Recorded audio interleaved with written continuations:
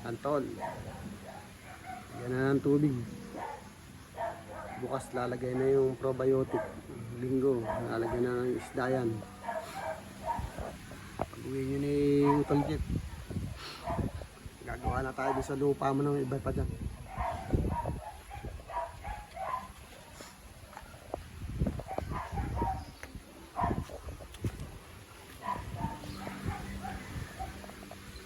Yan yung pinaka-anuan niya na sa gitna na drain.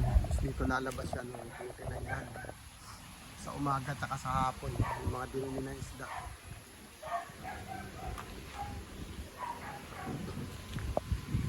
Tapos ano yung matalahos. Air pump niya. Yung aerator. Lakas.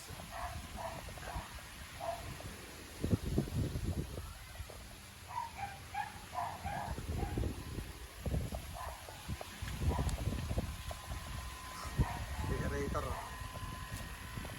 Ano ang setup niya.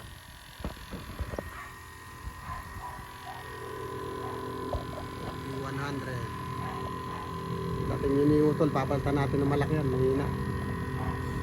Ito sa probiotic, ito yung gagamitin natin panghakot ng isda.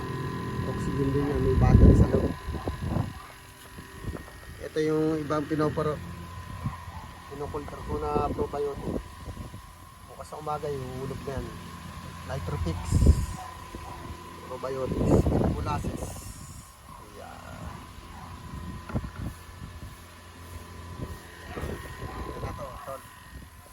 Utol. Na yan. Ulo ko dito si Kuya Dongdong saka si Jinwen. Latag namin kanina kakagabi. Ito sinetak namin kaninang umaga.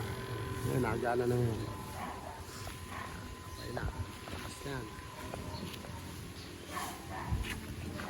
Matala air hose.